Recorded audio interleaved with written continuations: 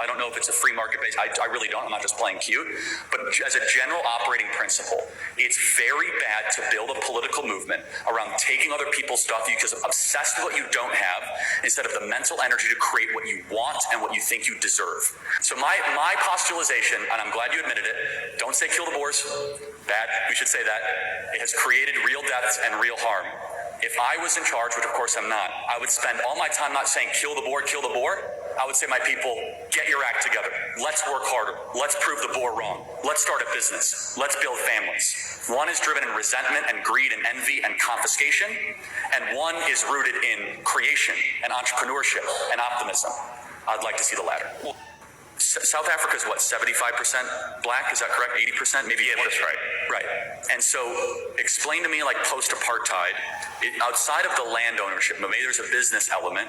Why is it that once apartheid was removed, why black South Africans were not able to see their material economic net worth go up in the last 20 or 30 years? What do you think there's any, and maybe I don't know enough, are there any cultural inhibitions of a defeatist attitude that has basically, let's say, infected the minds of poor South Africans last 20 years that feel as if they can't accumulate wealth? Do you think that plays a factor? Yeah, I think what's really infected black South Africans is pretty much going back what we're talking about.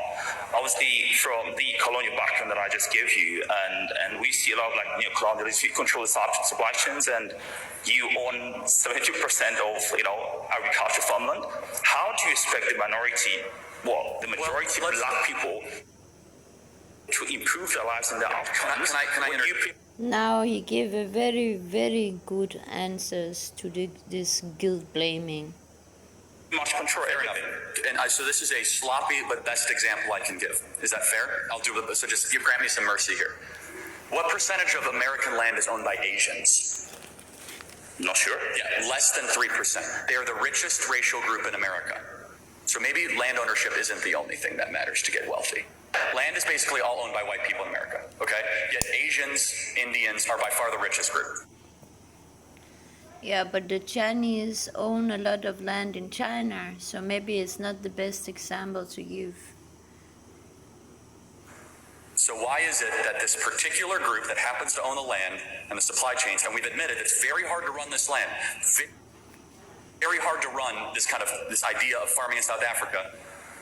Is that it feels to me, I could be wrong, that it's a group of resentment-driven politics towards a group of people that own land instead of opportunity and empowerment-based politics, talking to the black majority about how they could build a better life for themselves instead of taking away other people's stuff. I don't know South African law enough. Actually, it's an excellent argument, because that China owns a lot of land might not have any connection to the American Chinese people. If it's a free market base, I really don't. I'm not just playing cute. But as a general operating principle, it's very bad to build a political movement around taking other people's stuff because you're obsessed with what you don't have. What he's saying now is what I have been experiencing almost every day. It's this hatred against white people just because we have a little bit of money. I have a little bit of money every month. And it's this jealousy and this I want to steal your stuff mentality, or break them, or make life hard for you, lie to you about this, lie to you about that, make sure that you don't get a small house with a garden where you can grow your own vegetables, so that you still have to go to the marketplace to buy it. Like, just this reluctance to help a white man become successful. And I've met many white people who has been living here for a couple of years, and they tell me that they give up because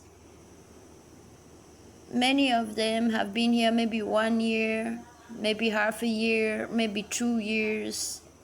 And they tell me the same story, that they cannot get anybody to work for them. They cannot open any shop or restaurants or any business anywhere because the Africans are not cooperative. What they like is to hustle. They call it to hustle.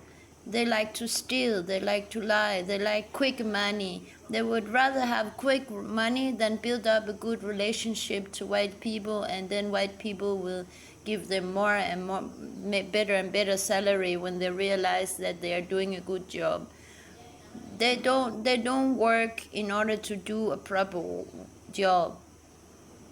They work slowly, without discipline, and they are very, very rude, always very rude, and use a lot of blame guilting and make up stories and very narcissistic attitude.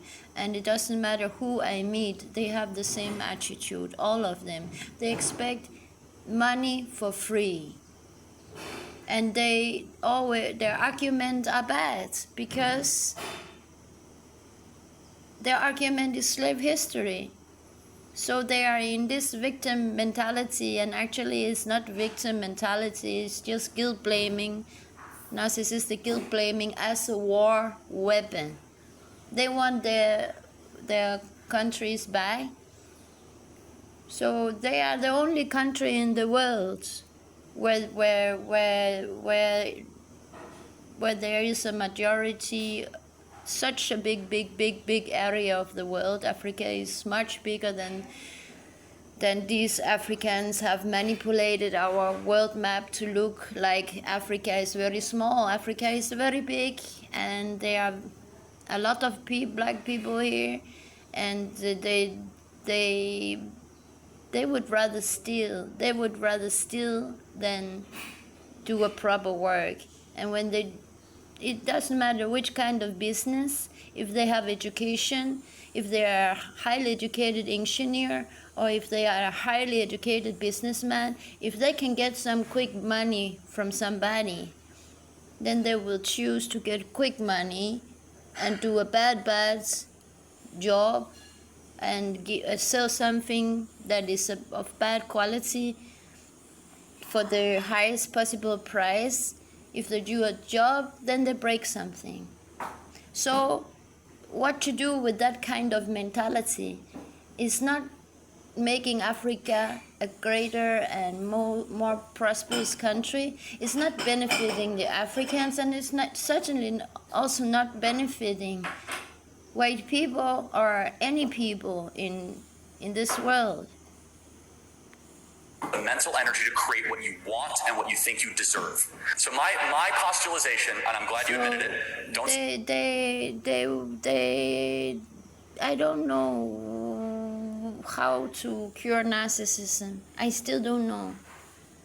I try to figure out how to cure it, and still I don't know how to cure it. They kill the boars. Bad. We should say that. It has created real deaths and real harm. If I was in charge, which of course I'm not, I would spend all my time not saying kill the boar. I would say, my people, get your act together. Let's work harder. Let's prove the boar wrong. Let's start a business. Let's build families. One is driven in resentment and greed and envy and confiscation, and one is rooted in creation and entrepreneurship and optimism. I'd like to see the latter. South Africa's... It is very true what he's saying. That is the way to earn money. And many of them I have offered to give them an education, but they don't want an education. They would rather just drive a motorbike or go on a traditional to the sea and dive in the sea for octopus lake or do a traditional work. So, guess understand.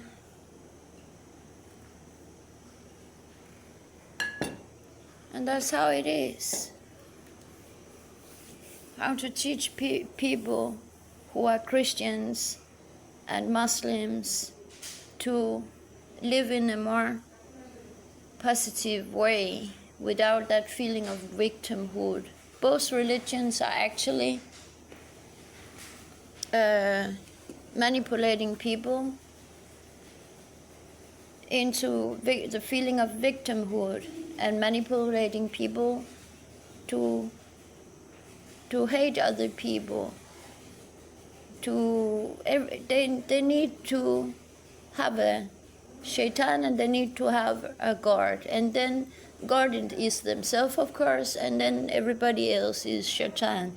And that is also the war history presented in the Bible, and that is the war history presented in the Islamic religion. It's all about pointing fingers and telling yourself you're superior. But what about the women? The women are utterly suppressed in both religions. The men are glorified, the Father, the Son, and the Holy Ghost. What is the Holy Ghost? The Holy Ghost. Is it a woman? Is it the woman? Or is it just a very... Is it the spirit of war? Allah is a war god, and the Christian God is also a war god. Both of them are. So unless that religion are invented that is about one woman having many men and making that to the new normal way of living, then we can create peace, I think. And I think all our psychological problems, all our political problems, all our problems with war and injustice, jealousy and hatred and confusion and different kinds of viewpoints is rooted in that we don't understand our biological human nature, which is a sexual life force. And women are the biological created to rule, but not cooperate in the same way with other women that men cooperate with men. Men are very good at cooperating, and men are biological created to teamwork, right? Women are created to rule a small city, a small town, and have hundreds, if not thousands, of men to create prosperity for the queen and her children and protect them. And in such a society, politics will only be about how can we make our queen richer? How can we make our children richer? And when it is a teamwork, then there will be a strong nationalism within that teamwork, but it will only be about the queen and her children. And it will not have wars with the neighbor city, because the neighbor city is just one of the queen's children. So that way we can avoid wars, and that way we can make sure that all the queen's children are protected and educated by one and one only, the queen. We don't need men to educate anything. Men are young souls, and as soon as they understand they're young souls that have to live this life thousands of times before they are finally reborn as a woman, not unless they start to realize what life truly is about, can we create peace. Not before the men start to realize what a woman's worth truly is. She's a life giver. Then we can create peace. Not before men have realized what a woman and her children are worth. Then we can create peace. Not before men have realized how big a woman's sexuality is compared to that of a man. Then we can create peace. A woman is the oneness that people are longing for. one woman in society. And the communism is a male thing. It is for the men to live like equals. The dictatorship is the woman dictating and making all the rules and educating her children. That is what the true dictatorship is. You see, now when I explain it like this, then there's no confusion anymore. And what is a democracy? Democracy is when a queen, there's no democracy. Democracy is bad. But democracy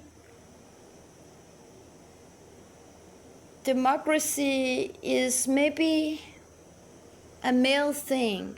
It's like, should we go over there or over there to fish? Where are there the most opportunity to catch fish? And then the male group of democracy, they kind of sit and discuss back and forth. If the majority think that we should go with our big boat to that place, then very natural, then the majority will decide in that fisherman group, right? That is what I think, that is what true democracy is. And it cannot function the way that it functions today, with a lot of women and a lot of men, and a lot of different kinds of religions and different kinds of mixed together. It is because there are things that is taboo, that has never been explained correctly to people, that everything is appearing like one big chaos. I'm very tired today, very, very tired. I'm spending my last energy trying to explain this for you, guys and Guyanas, and that's why my voice sounds a little sad. I'm not sad at all. I'm just exhausted. I don't have much energy in my body. I have staphylococcus, I have E. coli, but I know that is very important for me to explain, because you have nobody else to explain all this. You only have women who hates men or men who hates women to explain, or porno queens to make an insult of what it is to be a woman and make it into a perverted thing and something disgusting that is not. So to be married with a lot of men and being those men's religion has nothing to do with porn, nothing at all to do with it. And miracles can be made in such tantra, sex, prayer works, meetings. And that is very, very beautiful. We can make very, very beautiful rituals, but not with people who have grown up in modern societies or narrow-minded fishermen villages in Africa, or Palestinians or Jews or Canadians or British men or Americans or Chinese people who don't even have much sexuality left because it has been suppressed so much by governments and unfair rules. And so such a society, for a queen to be able to live in harmony with so many men, they have to somehow, since their birth, been educated in how to honor a queen, how to cooperate in order to make a queen's life good, and how democracy between them works, and how to protect the children, and so forth. And it's the man's job to build the palace. It's the man's job to make the perma-ecological garden. It's teamwork, and within that teamwork, you will discover the democracy, right? And and communism. Um, Communism, I'm not sure what that is about in this society model. Maybe it's how the woman treat her children. When a woman treat her children, she wants the best for them. So she wants them to have the same. She don't like, if it's a good mother with a good heart, and if it's not a narcissistic mother, then she wants to see all her daughters be as rich as possible, and not one of them be richer than the other. And when she have many neighbor towns and many neighbor cities with many of her daughters, then there will be natural equality somehow, because she will not have the desire to use her power to influence those cities and those towns to not be equal. So that is what I think that is what communism is about. Dictatorship is about that men cannot look up to a queen and cooperate about making a queen's life good if there's not an oracle above them. And me, I happen to be that oracle, and you have never heard these explanations before, and that's because I am Kundalini awareness. So Mother Nature have for since I was born has been showing me slowly showing me everything, and people have been against me. That will stop someday. I will become great. Someday people will start to stop trying to trick my anger, stop trying to belittle me, stop trying to speak bad about my back, stop trying to steal from me, stop trying to talk down to me, belittle me, stop trying to make sure that nobody dare to cooperate with me. One day all that will stop, and then we can live good lives, and I will be the oracle dictator. When women are organized with the oracle dictator, then the men will never ever be scared of team working for that queen to get as much prosperity as possible, because she is governed by my oracle. You see, what men don't like is when things are not organized. What men don't like is when a woman, when he's not sure of what the woman's intention is. When a man, in order for a man to look up to his queen, he need to know what her politics are and who is controlling her. He need to be sure that something in society, if not himself, is controlling her. And nowadays it has become like this, that many of the mothers of these men are in control of their wives together with them. They seek help from their mothers, narcissistic mothers, because they don't have my oracle to rule their women as a government and decide what they're allowed to do, what they're allowed to say, and the frame, make the law frames around what they're allowed to do and what they're not allowed to do. So, yeah, now the electricity is gone. It happens all the time here in Pangani. I want to turn off this recording, and I need to make sure that the people working in my house are where they're supposed to be. outside.